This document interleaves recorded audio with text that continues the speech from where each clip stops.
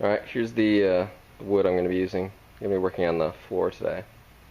So I've got some 4x4s, pressure treated, some 2x6s, pressure treated. And I think that's all I'll need for today. And there's some plywood there that I'll be using. And I think these are the tools I'll need.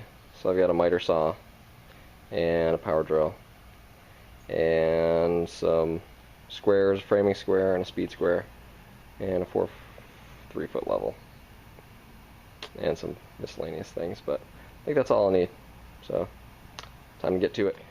Alright, so I've got my beams laid out where I think I want them. So I've got them going down that way. So, one beam per 3 piers. And I laid it out this way just because there's more room to drill the holes this way than if I were to go that way. With the beams. And so you see, so to get them, try to get them squared up, I set up this line that goes from this bolt down to that one, and I'm measuring an equal distance from the string to the end of this post, so that they'll all be relatively at the same position on this side, on the right side, so that on the left side they'll all be at about the same position there too. So, okay, so I have leveled the 4x4s out, and that's what we have. So that took a little while, but it's worth it. Don't want an unlevel shed, and so I think these things are going to be a problem now. Probably gonna have to cut those and then make little notches in the 2x6s that's gonna sit on top of here. But oh well, I think it'll be okay. Level. Look at that. Anyway, so I'm going to start putting the 2x6s up there to make the floor. Alright, so I've got all my wood cut for the floor, or the subfloor. These are all 2x6x12s. So these pieces that piece that's facing me right now is 12 feet long. And in order to make a 12x12 box, those cross members need to be 11 feet 9 inches. I also got it squared up, which is very important for your floor. Because if you don't have a square floor, then none of your measurements are going to work out very well. And everybody on YouTube says, make sure your diagonals are the same distance. And what they really mean is use the Pythagorean theorem. So you take this big box, and you make 2 triangles out of it. You just draw an imaginary line from there to there. And since it's a 12x12 box, you do 12 squared plus 12 squared equals some unknown number squared. So you take 144 squared plus 144 squared, and you take the square root of that, and you get the diagonal measurement that you're supposed to have. And for this one, it turns out to be 203 inches and about 3/4 of an inch. And I got roughly that, so I'm happy. So now I'm gonna, these are connected here, got those screwed in, and I've got this tacked in place. Well, not tacked, we're not welding, but it's held in place by some screws to the 4x4s.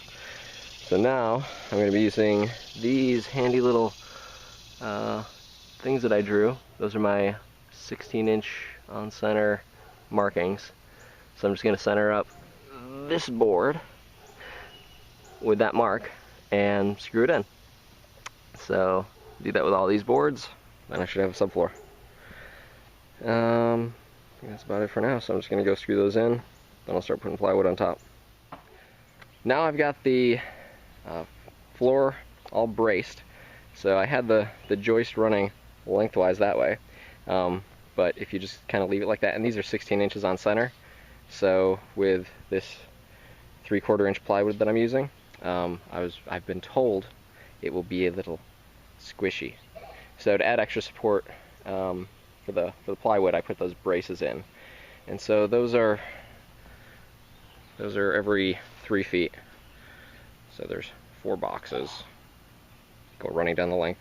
And remember, when you cut these, this one is going to be 3/4 of an inch shorter than all of these middle ones.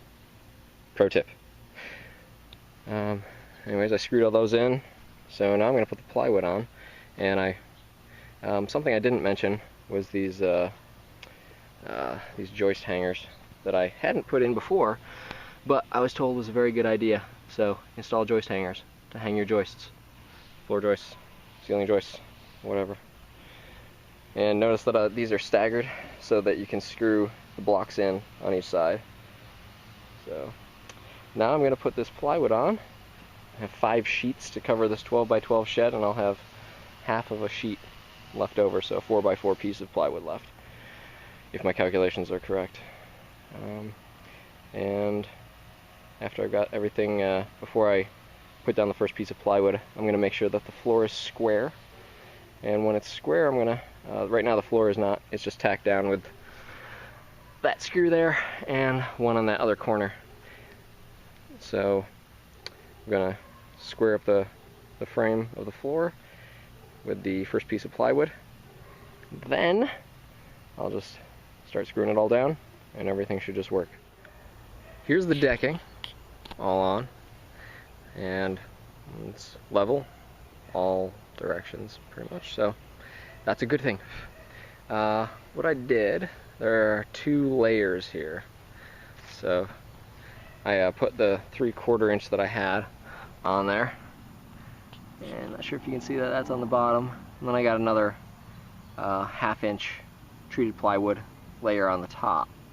And the reason for that was the 3/4 inch wasn't as firm as I would have liked, but that's all taken care of now.